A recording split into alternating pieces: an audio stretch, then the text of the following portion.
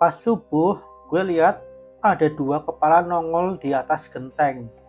Bukan kepala manusia biasa, matanya gede sebelah, rambutnya berantakan, kupingnya runcing kayak goblin. Terus gue bener-bener lihat bre, gue nggak bohong. Gue sampai pengen bacain doa keras-keras, tapi lidah gue kayak kaku. Dan hari itu juga gue mutusin buat pindah. Gue nggak peduli waktu kosnya tuh masih sisa banyak.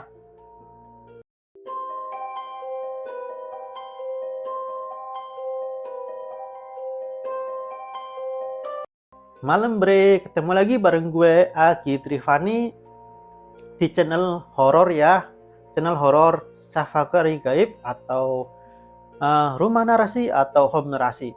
Ya, dimanapun kalian nonton video gue ucapin terima kasih. Dan kali ini gue mau kasih ya dua pengalaman horor ya, dua cerita horor sekaligus. Dan yang pertama itu tentang kos angker guys di kota Bekasi ya, yang dialami oleh temen gue sendiri yang bernama Naufal ya.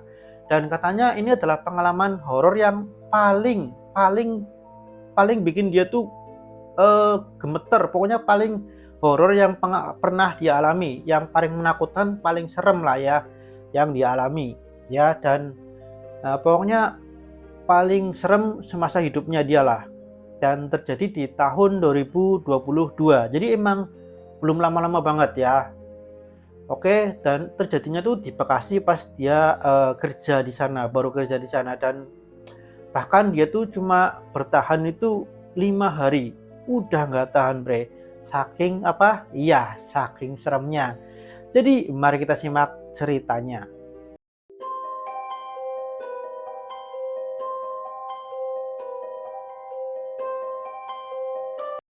Awalnya gini, gue dapat info kosan dari teman gue ya, si Pong. Katanya tempatnya aman, deket jalan raya dan murah.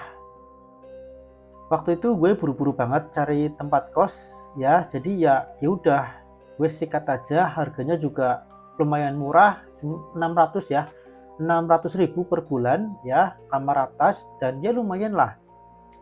Hari pertama gue ngekos sepi lah, yang ngekos cuma gue sama satu orang lagi di bawah. Gue pikir oke-oke aja lah, tapi waktu malam ya mulai kerasa aneh.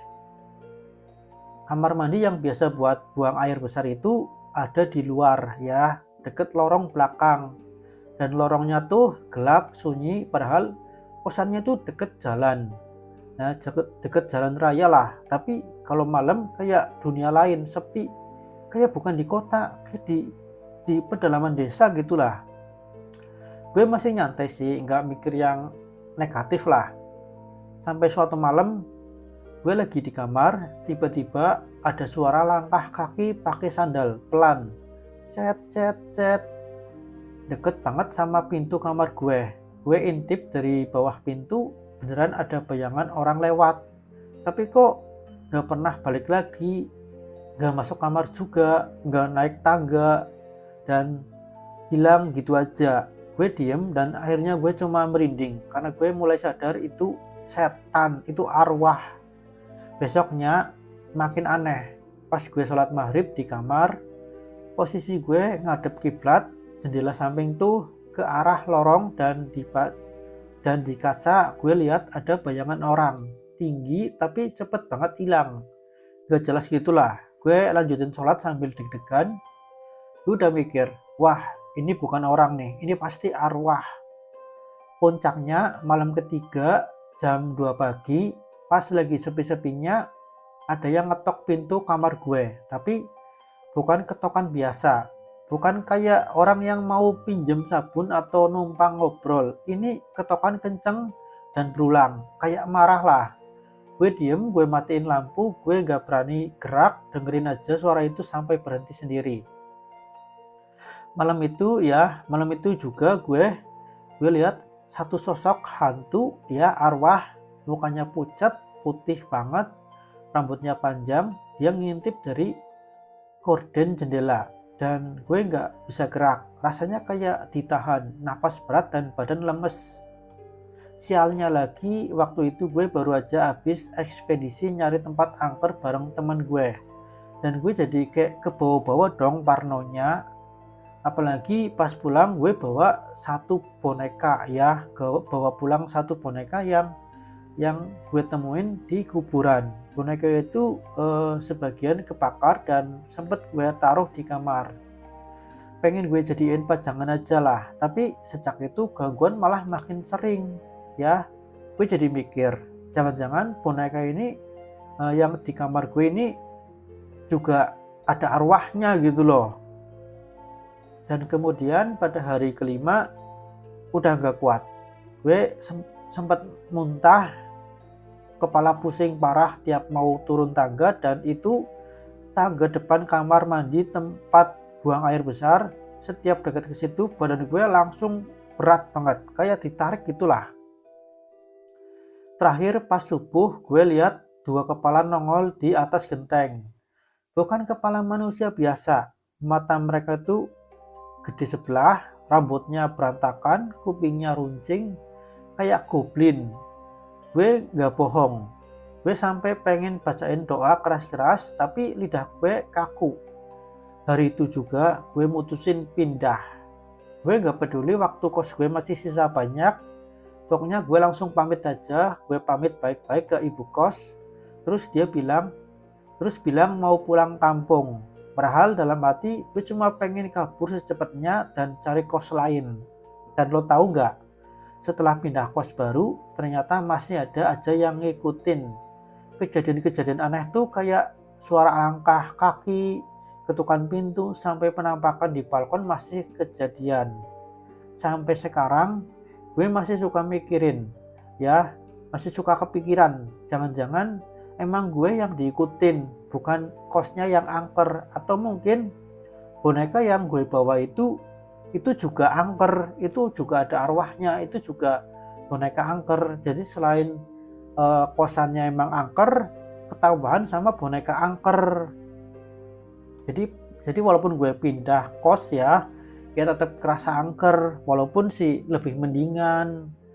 Dan itu pengalaman gue selama 5 hari ngekos di Bekasi. Buat kalian yang mau ngekos, apalagi di tempat baru yang sepi dan murah banget, mending hati-hati. Kalau kalian gak kepaksa banget, coba cari yang lain yang harga normal. Jangan cuma lihat harga, tapi juga rasain energinya. Kadang tempat murah itu ya ada sesuatu di dalamnya. Intinya ya ada harga, ada kualitas gitulah.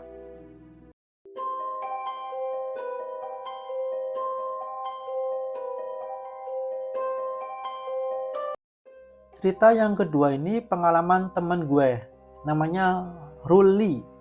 Waktu dia nemenin temannya yang lagi rawat inap di salah satu rumah sakit tua di Cirebon. Rumah sakit ini katanya peninggalan Belanda, bangunannya gede banget ya, dan katanya angker juga. Jadi mari kita simak ceritanya.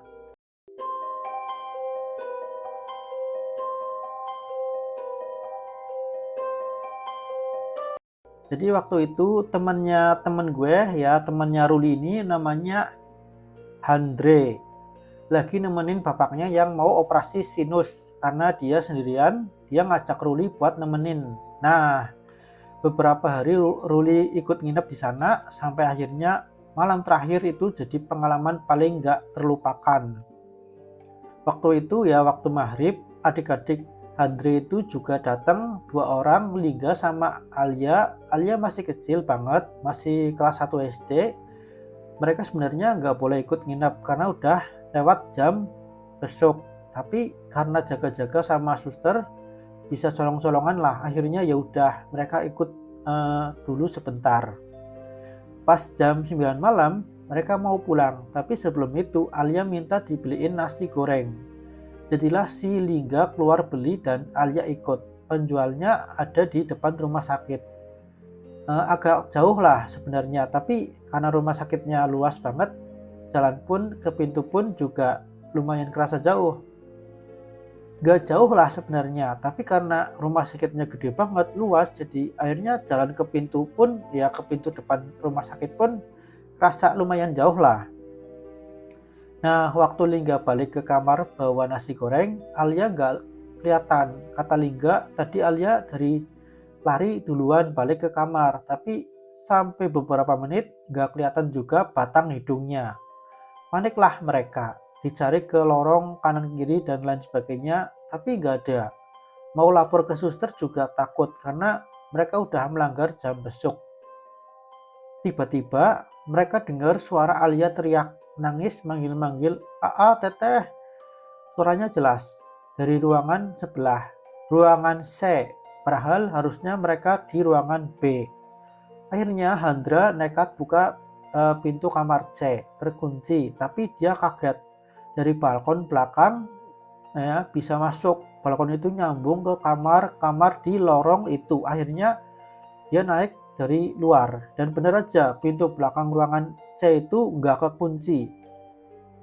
Dan pas dibuka, Alia lagi duduk di lantai nangis. Langsung digendong dibawa balik ke kamar. Malam itu Ruli sama Andre duduk di balkon ngobrol sambil lihat parkiran di belakang. Sekitar jam 12 lah. Mereka ngeliat ada mobil tua masuk, kayak kijang kotak. Turun rombongan orang, masuklah ke kamar C. Mereka mikir, oh ini kali pasien baru. Kedengeran jelas banget. Orang-orang di dalam kamar itu ngobrol pakai bahasa Sunda. Agak rame, tapi makin malam suaranya makin hilang. Diganti sama suara ngorok. Seremnya tuh bukan suara ngoroknya, tapi kerasnya. Keras banget. Mereka pikir, yaudahlah tidur aja. Kamar dikunci, terus besok pagi udah waktunya pulang juga. Nah, besoknya pas ngurus administrasi dan mau pulang, mereka lewat depan kamar C dong, kan sebelahan, tapi kok sepi, padahal tadi malam rame banget. Pas mereka lihat ke papan informasi, ruangan C itu tertulis rusak. Loh, padahal kan semalam dipakai. Dan mereka baru ngeh pas lihat ada tulisan rusak. Dan akhirnya mereka tanya ke bagian administrasi loh.